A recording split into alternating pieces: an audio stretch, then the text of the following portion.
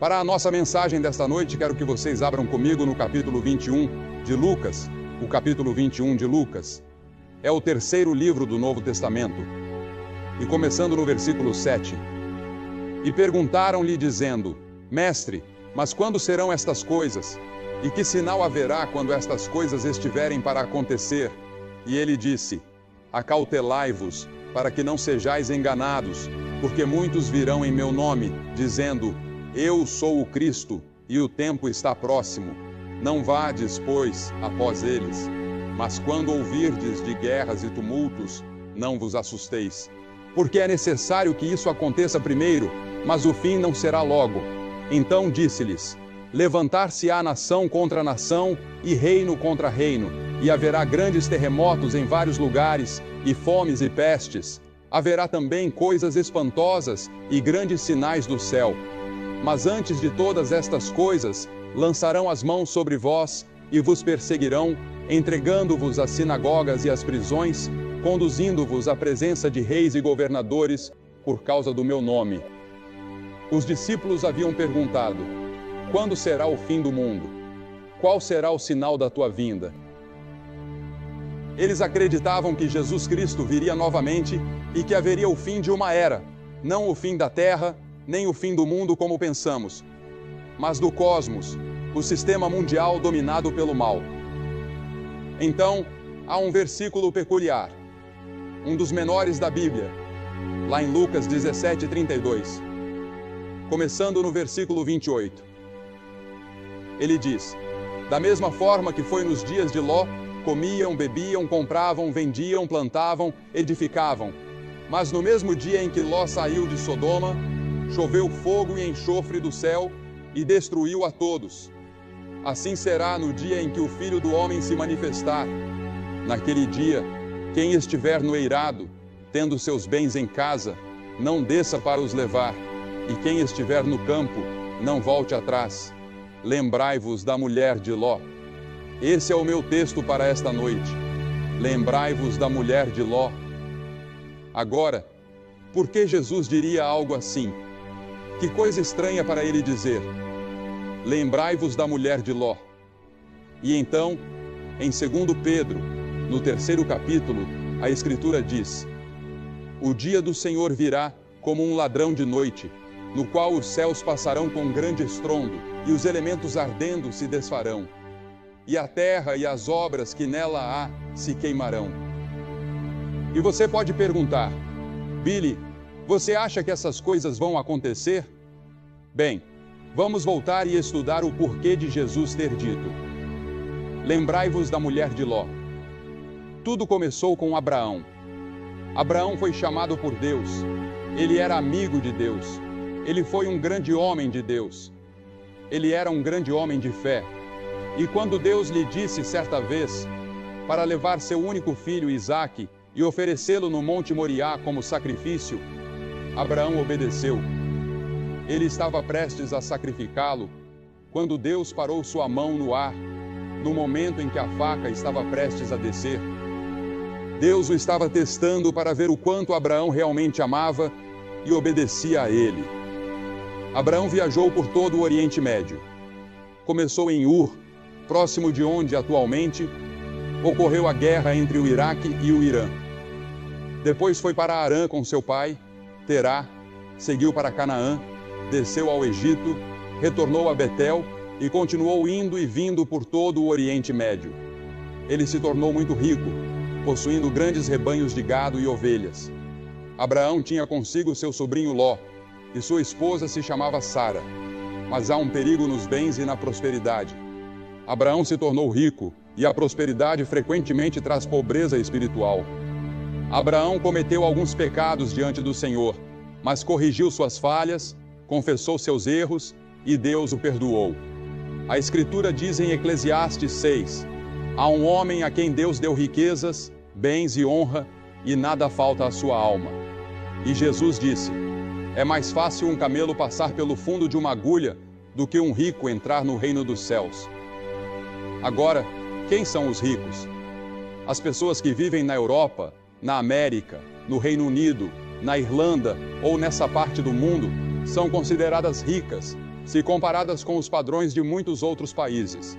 Mesmo que tenhamos roupas para vestir e sapatos para calçar, já somos considerados ricos. E Jesus disse que será muito difícil para uma pessoa rica entrar no céu. Por quê? Por causa de todas as tentações e perigos que a riqueza traz. Agora, Ló também se tornou rico. Abraão era rico, e Ló também. Eles decidiram se separar porque seus servos estavam brigando entre si. Abraão disse: Ló, se você quiser ir para a direita, vá, eu irei para a esquerda. Se você quiser ir para a esquerda, eu irei para a direita. Você escolhe. Então, Ló olhou para o vale e viu as bem irrigadas planícies do Jordão. Ele também viu Sodoma, e sua esposa e família provavelmente o incentivaram. Então ele escolheu ir para Sodoma. Sodoma, uma cidade perversa. Imagine tudo o que vem à sua mente quando você pensa em Wall Street, Las Vegas, Soho em Londres, a Reeperbahn em Hamburgo, ou o bairro da Luz Vermelha de Amsterdã. Reúna tudo isso em uma só imagem, e você terá o que Sodoma era naquela época.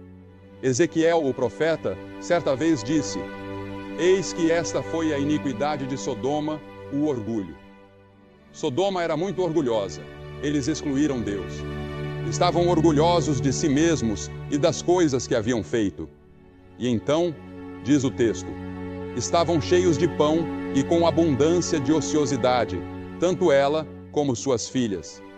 Em outras palavras, tinham tudo o que precisavam para viver com lazer e conforto. No entanto, não fortaleceram a mão dos pobres e necessitados.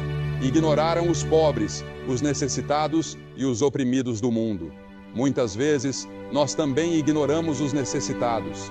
Ignoramos pessoas de outras raças. Ignoramos aqueles que sofrem com a fome na África. Ou talvez não os ignoremos completamente, mas não fazemos o suficiente.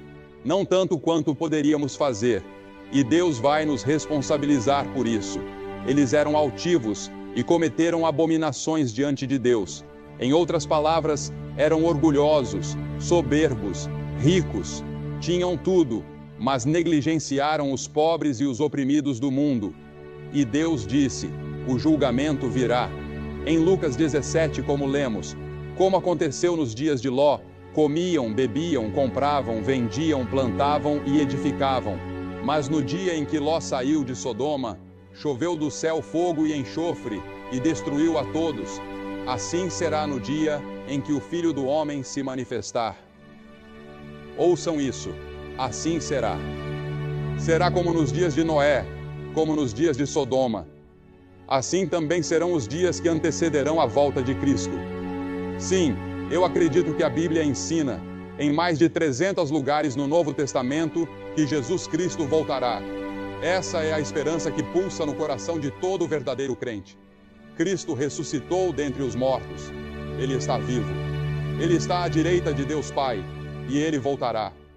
Agora não me perguntem quando, porque eu não sei.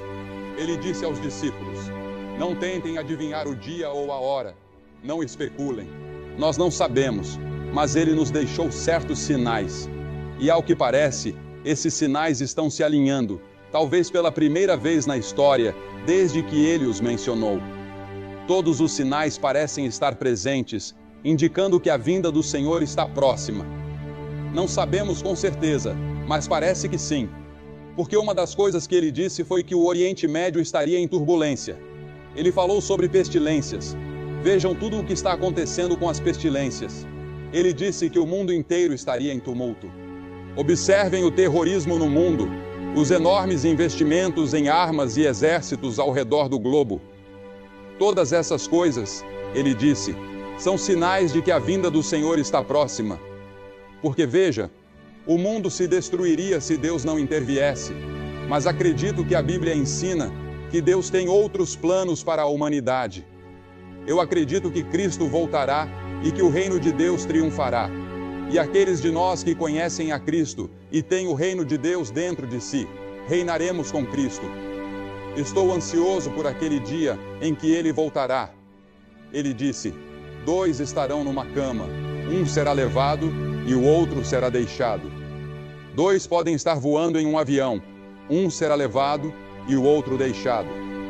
O caminho para o Armagedom é semelhante ao caminho para a destruição de Sodoma, disse Jesus. Agora observe, eles tinham uma falsa sensação de segurança. Nós também temos uma falsa sensação de segurança. Confiamos em nossa força econômica e em nosso poderio militar. Tudo isso pode desaparecer num instante. Isaías, no capítulo 31, versículo 1, diz: Ai dos que descem ao Egito em busca de ajuda, que confiam em cavalos e colocam sua esperança em carros de guerra, mas não olham para o Santo de Israel, nem buscam ao Senhor. Eles não olham para Deus. Nós não buscamos ao Senhor. Confiamos em outras coisas, em nossos dólares e libras, em nosso poder militar. Mas essas coisas não nos salvarão. Precisamos de Deus. Precisamos buscar ao Senhor. É isso que Isaías estava dizendo. Além da falsa sensação de segurança, eles estavam envolvidos em prazeres pecaminosos. Haviam se tornado insaciáveis. Nós também somos assim.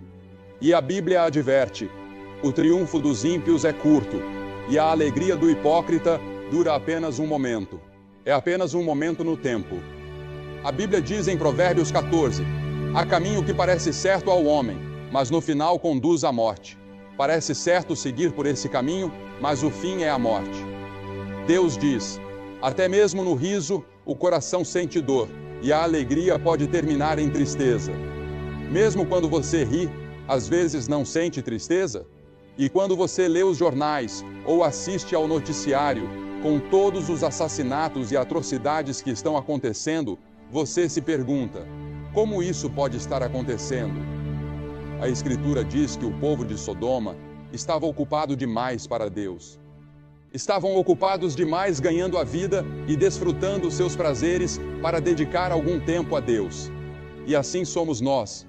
Não damos a Deus o primeiro lugar em nossas vidas. Deus não exige de nós um sistema legalista, mas Ele exige o primeiro lugar em nossas vidas. Ele quer ser o Senhor que se assenta no trono do seu coração, que controla e governa a sua vida. E foi por isso que Ele enviou seu Filho, Jesus Cristo, para morrer na cruz e derramar seu sangue, para que os nossos pecados fossem perdoados. Porque veja, o problema do mundo hoje pode ser resumido em uma palavra: pecado.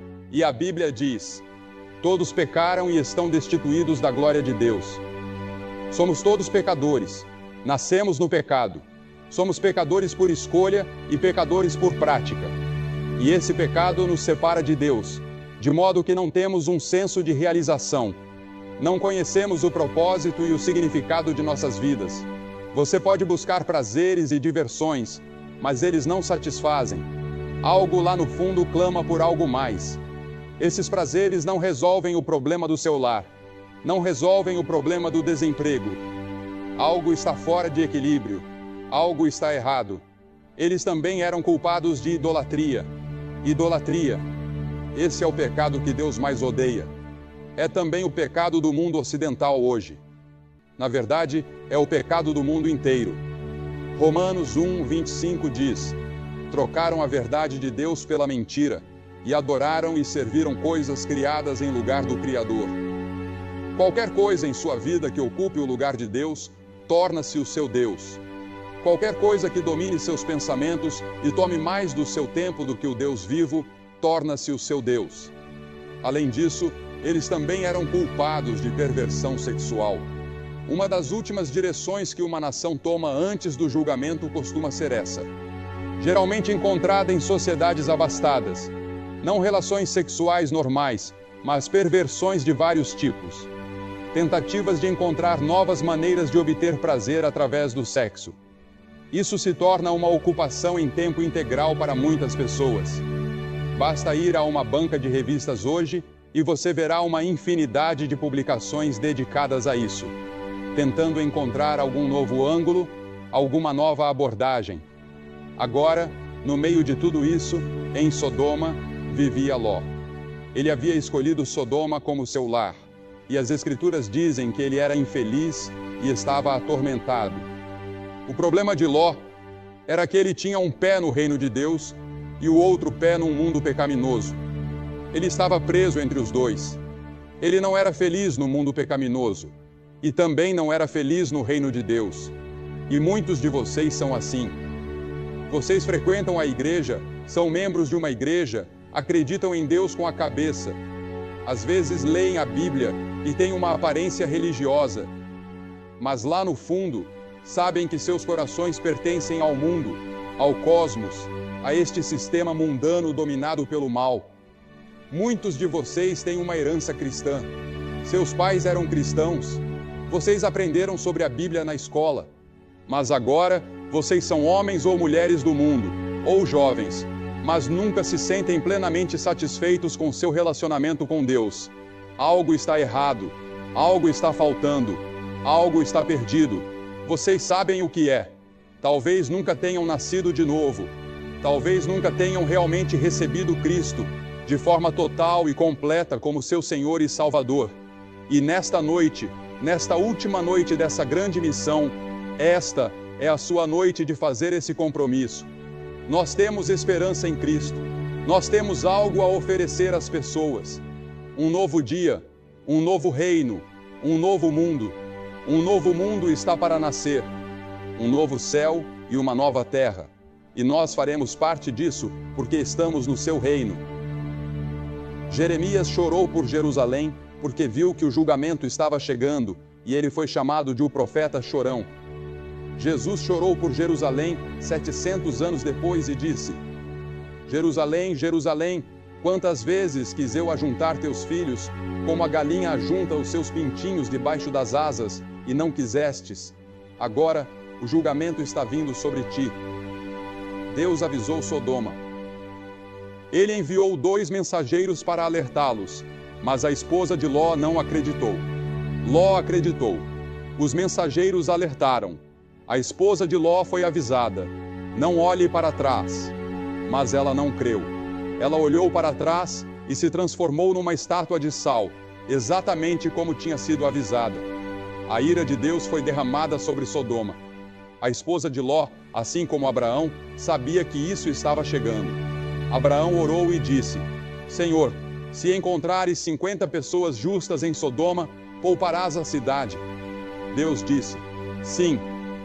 Abraão perguntou: e se forem 45, e 30, e 20, e 10? E Deus respondeu: sim. Mas não havia nem mesmo 10 pessoas justas, 10 pessoas totalmente comprometidas com Deus. Assim, o julgamento veio. Agora, qual é a lição que aprendemos com essa declaração? Lembrem-se da esposa de Ló. Por que Jesus disse isso? Primeiro, lembre-se de que ela era a esposa do sobrinho de Abraão. Ela viveu na tenda de Abraão muitas vezes e viu o poder de Deus. E a quem muito é dado, muito será exigido. Em segundo lugar, lembre-se do que um casamento errado pode causar. Ela era uma cananeia, e Deus havia proibido seu povo de se casar com essas tribos pagãs ao redor deles.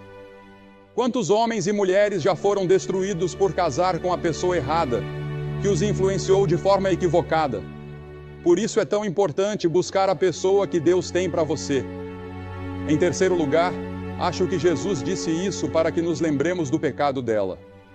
Parece um pecado tão pequeno, mas representava algo muito mais profundo. Representava anos de incredulidade. Representava rebeldia contra Deus em muitas ocasiões. Deus, em sua misericórdia, estava dando a ela outra chance. E Deus disse: não olhe para trás, não olhe para Sodoma. Sodoma estava sob o controle do diabo, mas ela não conseguiu evitar. Seu coração ainda estava em Sodoma, mesmo enquanto escapava do julgamento. O pecado dela não parecia tão grande, apenas olhar para trás, mas algo mais profundo dentro dela a fez olhar para trás. E em quarto lugar, lembre-se de que ela estava quase salva. Eles estavam no portão de Zoar, a cidade de refúgio. Naquela época, as cidades de refúgio eram locais onde as pessoas podiam correr caso tivessem cometido um crime, como o homicídio, até que seus casos fossem resolvidos e eles tivessem um julgamento justo. Isso era necessário, porque a justiça muitas vezes era feita com linchamentos ou apedrejamentos instantâneos. Eles estavam bem na entrada de Zoar quando a esposa de Ló olhou para trás. E foi naquele momento que ela se transformou numa estátua de sal. Agora, a Bíblia diz que Agripa, o grande rei, ouviu Paulo pregar, e ele quase foi persuadido, mas ele endureceu seu coração. Muitos de vocês estão quase persuadidos de entregar sua vida a Cristo, mas vocês vão arriscar que podem fazer isso sem Ele. Alguns de vocês estão assim. E então, em quinto lugar, lembre-se de que ela foi oferecida salvação. Cristo é o lugar de salvação e refúgio. É na cruz onde Deus derramou o seu amor e onde nossos pecados foram levados por Cristo. Ele se fez pecado por nós, que não conhecíamos pecado. Ele levou os seus pecados e os meus pecados. Ele tomou o meu julgamento. Ele levou o inferno que eu merecia naquela cruz. E quando ele disse, meu Deus, por que me abandonaste? Foi porque Deus não estava olhando para ele. Deus não abandonou seu filho. Ele abandonou o pecado que ele se fez por sua causa. Ele levou o inferno que nós merecíamos. Ela foi oferecida salvação. Ela poderia ter sido salva. Isso era o que estavam tentando fazer, levar ela ao lugar seguro. E então, em sexto lugar, lembre-se de que Deus nunca julga sem avisar. Ele sempre avisa. Tivemos uma inundação, alguns anos atrás, nos Estados Unidos, que matou centenas de pessoas em Johnstown, na Pensilvânia, e eles foram de um lado para o outro no vale, avisando as pessoas de que a barragem tinha uma rachadura e que poderia quebrar a qualquer momento e pedindo para evacuarem. Mas as pessoas não evacuaram. A barragem quebrou uma noite e dezenas de pessoas perderam suas vidas. Mas eles haviam sido avisados. E então, em sétimo lugar, lembre-se de que quando Deus avisa, há perigo em adiar. As Escrituras dizem, prepara-te para encontrar com o teu Deus. Não adie. Quem endurecer o coração, sendo muitas vezes repreendido, será subitamente cortado e sem remédio. Venha a Cristo enquanto você pode. Agora é o tempo aceito. Hoje é o dia da salvação. Eu vou pedir que você fuja para o lugar seguro. O único lugar seguro e seguro em todo esse mundo é na cruz de Cristo e no túmulo aberto. Eu vou pedir que você faça algo que vimos milhares de pessoas fazerem esta semana, aqui neste estádio e em outros auditórios pelo país. Eu vou pedir que você se levante do seu assento. Centenas de vocês se levantem do seu assento agora e venham ficar em frente a esta plataforma e digam, ao vir, eu quero ter certeza de que meus pecados estão perdoados e que eu vou para o céu. Eu quero ter certeza de que estou no reino de Deus. Levante-se e venha. Centenas de vocês. Ninguém saindo do estádio, por favor.